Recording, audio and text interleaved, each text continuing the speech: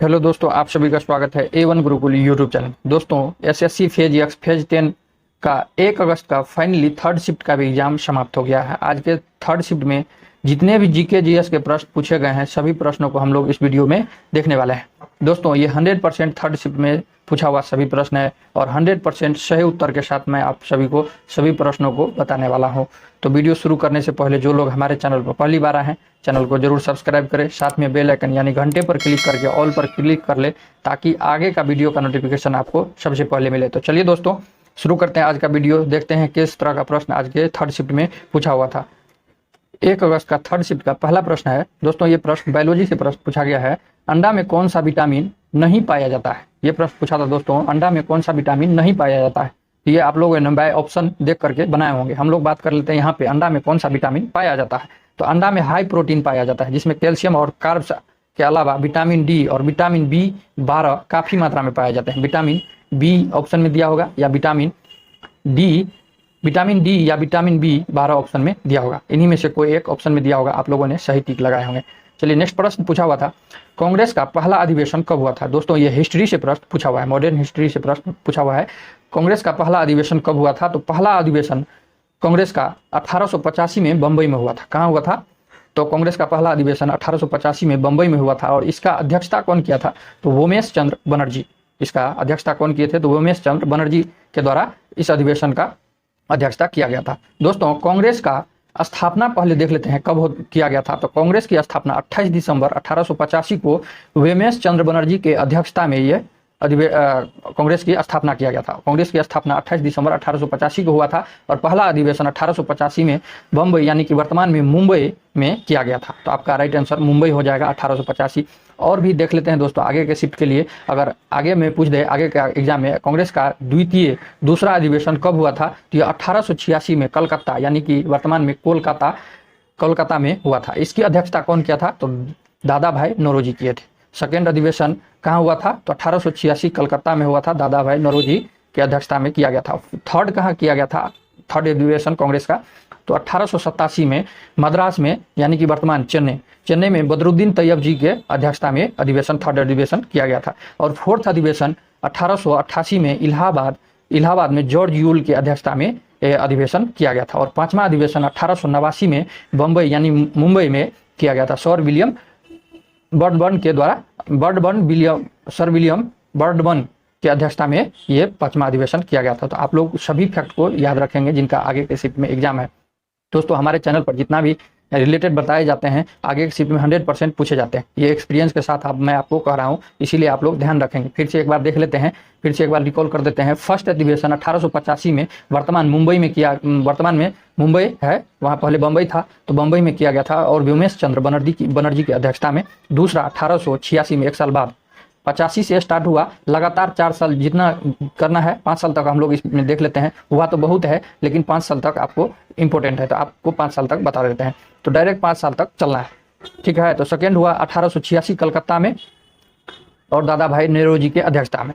और तीसरा हुआ 1887 में मद्रास चेन्नई में बदरुद्दीन तैयब जी के अध्यक्षता में। 1888 में फोर्थ हुआ था इलाहाबाद में, जो जॉर्ज यूल अध्यक्षता किए थे। और 1889 में बम्बई में हुआ था, सर विलियम बर्डबर्न के अध्यक्षता में हुआ था। पहले बम्बई, उसके बाद कलकत्ता, फिर मद्रास, फिर इलाहाबाद, फिर बम्बई। आपको याद रखना है इस तरह से, बम्बई, कलकत्ता, मद्रास, इलाहाबाद और बम्बई। चलिए, नेक्स्ट क्वेश्चन है।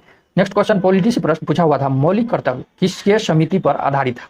मौलिक कर्तव्य जो है किसके समिति पर आधारित था या किसके सिफारिश पर आधारित है?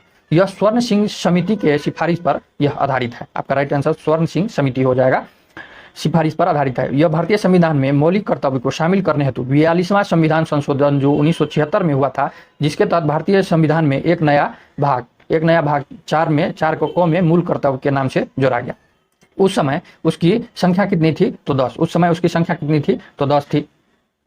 चलिए, नेक्स्ट क्वेश्चन है, बिरजू महाराज किस नृत्य से संबंधित है? दोस्तों, डांस से रिलेटेड प्रश्न पूछे जाते हैं, आप लोग देख कर ही जाइएगा।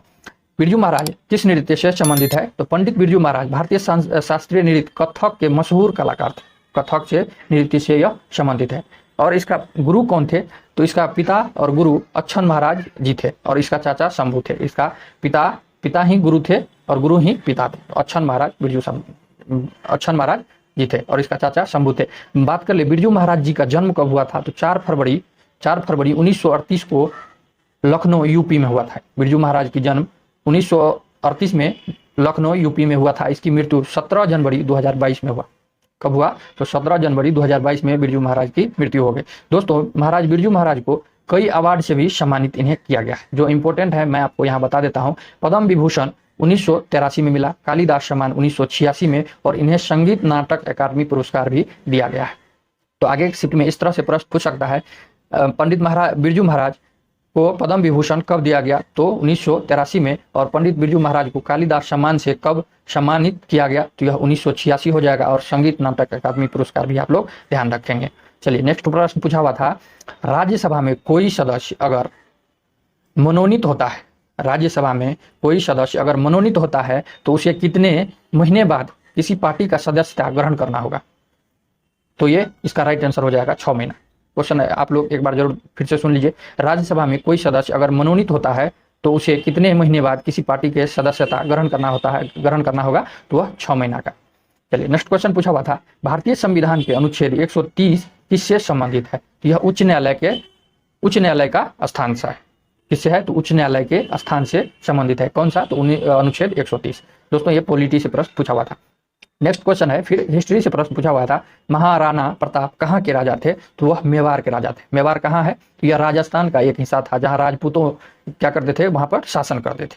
मेवाड़ जो राजस्थान का एक हिस्सा था, वहाँ राजपूत शासन करते थे। वहाँ के राजा कौन थे, तो महाराणा प्रताप वहाँ के राजा थे। चलिए नेक्स्ट प्रश्न पूछा हुआ था, जनजाति से प्रश्न पूछा हुआ था। दोस्तों गोंड जनजाति कहाँ की जनजाति है, तो यह मध्य प्रदेश की जनजाति है। गोंड जनजाति कहाँ की जनजाति है, तो यह मध्य प्रदेश की जनजाति है। दोस्तों वर्तमान में यह कहाँ निवास करती है, तो यह वर्तमान में गोंड जनजाति मध्य प्रदेश, छत्तीसगढ़, महाराष्ट्र, आंध्र प्रदेश, गुजरात, झारखंड, कर्नाटक, तेलंगाना, उत्तर प्रदेश, पश्चिम बंगाल, उड़ीसा में यह ज्यादातर निवास करते हैं। गोंड जनजाति ज्यादा मध्य प्रदेश, छत्तीसगढ़, महाराष्ट्र, आंध्र प्रदेश, गुजरात, झारखंड, कर्नाटक, तेलंगाना, यूपी, पश्चिम बंगाल और उड़ीसा में निवास करते हैं। दोस्तों गोंड जनजाति की व्यवसाय बात कर ले तो यह व्यवसाय कृषि और साथ में पशुपालन भी करते हैं।